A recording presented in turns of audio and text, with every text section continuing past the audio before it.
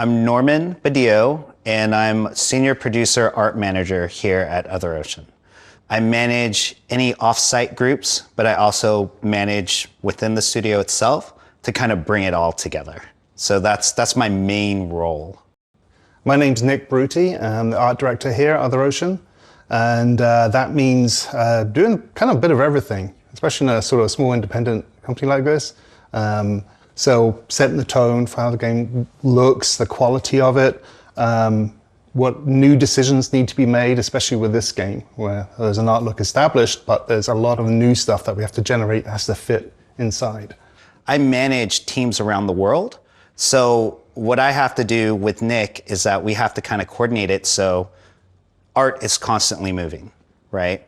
It needs to constantly move. So we kind of keep like the cogs moving, kind of like the old fable of, the magical elves at night. You just set out, and then when you come back in the morning, there's a lot of things done, which is really good. It just keeps the creative juices going.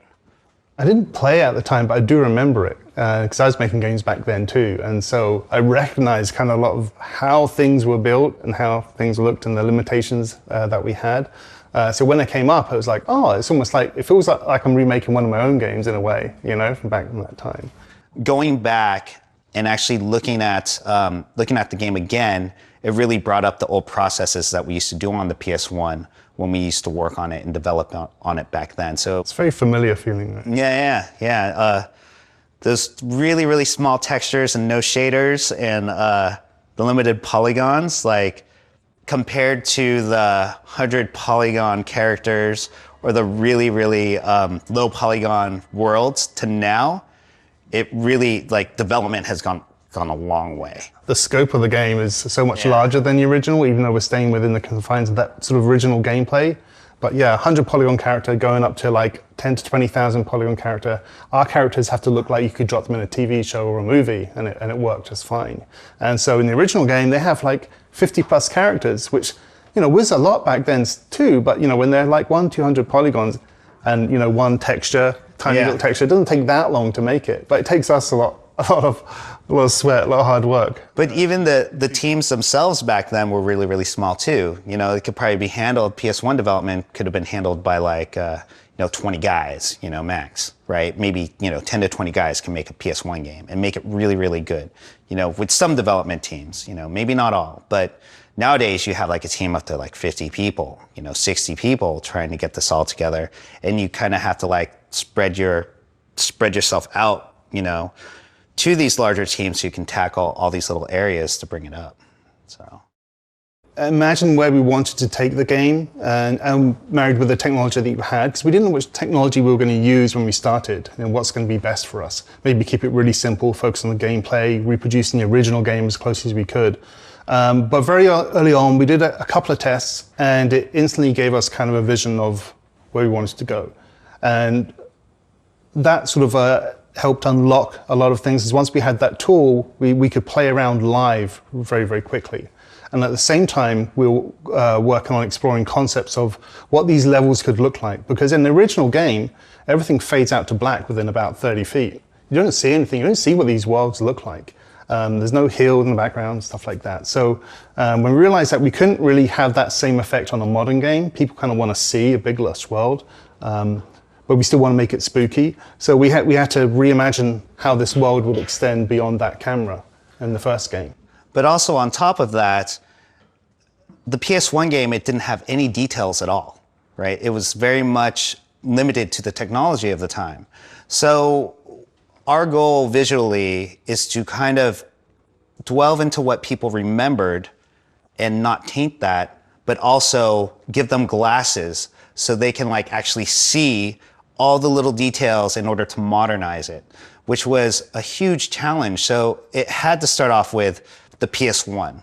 We actually extracted out every single PS1 piece of prop, of art, and then we did an art pass on it to see what it would look like, re-envision, to bring it to the modern age, but also to actually hit that visual goal of trying to get into all the fans' heads and what they remembered it to be. So that was a huge challenge for both of us. Yeah, because it's not like we're porting up something from the PlayStation 3 or converted something from the PlayStation 2. We're going all the way back to the PlayStation 1, where there's really just a handful of blurry pixels and characters that are made out of like 100 polygons. And so a lot of time we're looking at these things, just trying to work out what it was. What was the original intent? We have no idea. And actually what makes this game kind of cool and interesting, because it was developed back then, is it's like such a mix of eclectic characters and styles. You could line all the characters up and half of them could be in different games, would work. But they're all together here in this one crazy game. And it kind of works. That's part of its charm and its cohesion.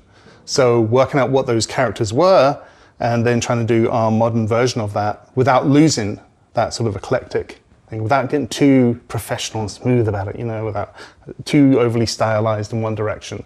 It's like many styles all together. We also got like a lot of support from the original creators. We're able to get, their inspirations and also a lot of their original concepts of the game. One thing that sticks out in particular that actually translated very well is the puffy fish. We actually redid concepts of that, but the concept was really good and easily translated over that it retained what the original creator wanted. Now, some of the original concepts, they were kind of like different styles and everything. We had to fill in those blanks too, but we really, really tried our best to keep the heart and soul of this game from the original and just bring it up to 2019. It kind of sneaks up on you a bit when you realize that the full scope of the game and just not just how many characters, all the props, it applies for everything in the game. The smallest thing they did, it's like for every pixel there to draw, we have to draw like 8 pixels, to do the equivalent thing. So it's just, a lot of work. And some of these characters, they look beautiful and you run past them, you see them for like 10 seconds in the game. They have a short, little window. But that's the charm of it. It's like the variety of characters and everything that went into the game and the variety of characters that they wanted in the original, we're able to capture that now. Yeah. When you consider like the turnaround time from when we started the project, we didn't quite know where the art direction is going and a bunch of things and how we're going to build stuff.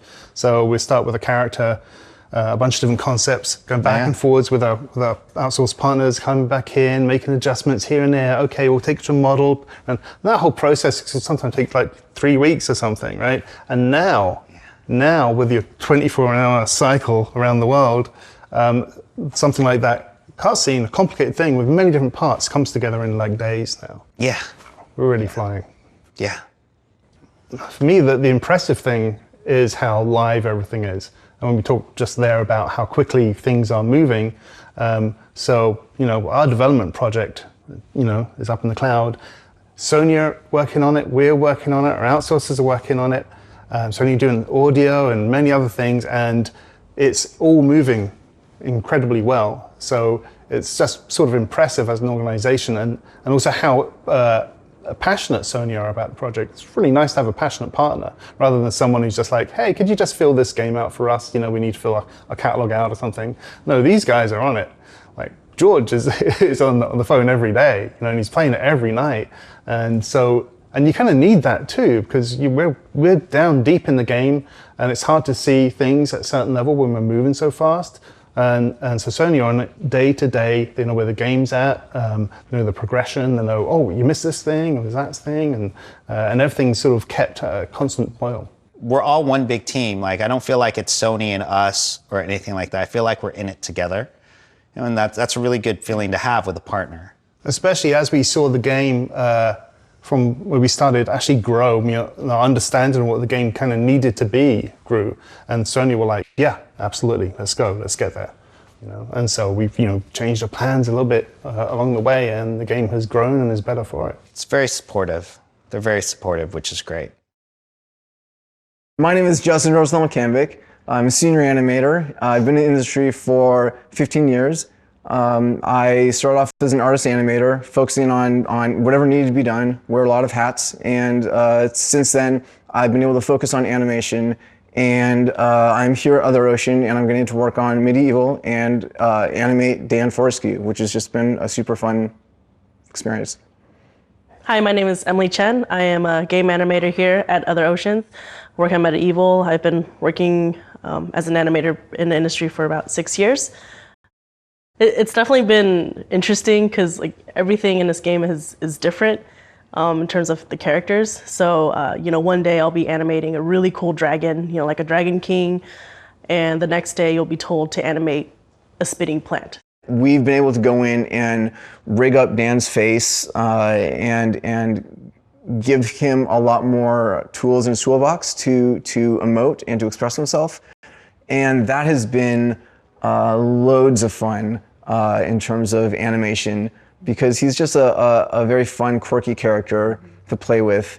And a lot of his mumbles of like all that kind of stuff is just great, and really gives us an opportunity to play around with delivering that personality to the fans, because they haven't been able to really see that from this original game. Another one of the fun animations that we got to do was with Dan and with the chicken leg. And the whole idea of him throwing a chicken leg at enemies and having them poof and turn into roasted turkeys or chickens or whatever, that was just a goofy thing. And we had the idea of making sure that every weapon, so to speak, had a secondary action or a secondary attack or something.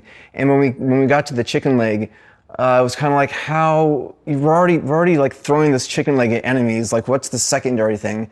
And I was like, oh, it would be pretty cool, kind of ridiculous if he just like ate it. So I made sure that like whenever he's holding it, he has his pinky out, because one, that's just hilarious.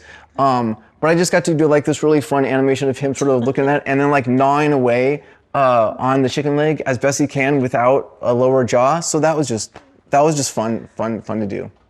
For me, it was really fun just to take, something that was really limited at its time, and to just recreate it and, to bring more life to it, and in a way add a little bit of like my own personality into it. Like, you take a character that has like, 4 body parts, and just taking that and take it to what, to rigs that we have today, which has like, 12 more body parts, and just recapturing that moment and just bringing it more to life has been really cool. There's a lot of limitations. So the original game came out in, 98? So there's a lot of limitations that everybody was working in. We're always working under limitations. But now we were able to go in and really sort of flesh out, for lack of a better term, flesh out the skeleton, Skelly Boy of Dan Fortescue. And I was really trying to get a lot of those movements into the walk cycle and the run cycle. And it was really just having fun with playing around with the proportions of the character and stretching them out and making sure that the run felt bouncy, made sure that for the jump poses and everything, and just really just stretched the heck out of his head and his neck and everything. Because there was a lot of that stuff that was iconic moments and sort of iconic memories from the original game. Combat was interesting. Combat was a little bit difficult, because again, the game was made a while ago, and with the limitations that they had, it was a very hack and slashy kind of game. While some aspects that we've done for combat are more true to the original, there are some parts that we took some liberties on, and we've tried to expand and bring some of our own ideas to the table. Well, I mostly work on the enemies of the game, so I guess the biggest challenge in terms of combat for that was to not spend too much time on their attacks, because like you have all these enemies who look way, like they look way different from how they were originally. So, as an animator, you want to create the most out of it. You want to make them look really cool, but you only have so little time to make them really shine. So sometimes you get caught up, you spend so much time making them wind up and do an attack, but then you bring it into the game, it's like, oh, that's too long of an attack. So you have to take, a 5-second animation, just cut it down to like 2. Right. So and a lot of that also kind of lends itself back to the original game being a very quick hack and slash type game where the enemies spawn and they're on the screen and boom, they're already dead. Yeah. And Dan's just mowing through stuff left and right, just swinging away and everything. Yeah. So there's definitely that aspect, that balancing act of trying to make sure that the animations have like a certain level of quality, but also being aware of what their purpose is and how much time they're going to be on screen, right. And just make sure that we're paying attention to both aspects of that. I mean, besides enemies, it was also fun working on non-enemy characters like cats and chickens or rats on the side. So it's kind of fun to like, hey, this is something that I can tell people to protect in the game. You don't have to kill them, but you can admire them on the side. Just, don't hurt them. They're precious to me. I mean, yeah, I've always been a fan of just, keeping games like kind of the way they are, but also giving new players a chance to re-experience it again, whether it be an original title or a remake. So I think anytime a game is remade, I'm all for it, because sometimes players don't have the opportunity to buy, an old console that's probably not made anymore. So to be a part of this, it's always really exciting, because I can tell, friends who've never probably even heard of the game, like, hey, check this out. And maybe their friends will be like, yeah, I played this game when I was a kid. And it's just kind of cool just seeing people engage in that kind of history of, whichever franchise it is. And in this case, Medieval. I remember when I first saw, what we were making, I remember vaguely seeing my brother's friends playing it, but I never really got a chance to actually play it myself, because one, I was a little too young, and being the youngest of the group of my brother's friends and I was never allowed to play it. I can only just watch it from the back of the group. I was always player number 2, I guess. But so, and then being able to be part of it and to make them like, oh, this is what they were playing, and it's kind of cool to just re-experience that and to see, like Justin said, just to see how far it's come and just to, bring it back to life again. I think the biggest challenge was to keep the same language as the original character, but flaring it up more to today's audiences, and in the same way adding yourself into it just to make it a little bit more interesting, than, with today's technology and what you can do with it, and just keeping it the same, like, consistency throughout the game and through each character, because every single character in the game, they're so different from each other. And you don't want any of them to stick out too much or, just be, too weird for each other. But other than that, it's been a pretty smooth ride. Yeah. It's been good working with who I've worked with in order to get getting the combat and to getting a lot of the intent from the original game brought over for this remake. Yeah, for me, it's definitely been a dream come true. Like, I feel like this is the place that I've definitely gotten a chance to really grow as an animator. I definitely love the team that I'm working with. Everyone's been super nice and supportive, and they're always allowing me space to just develop my skills, and it's been a blast.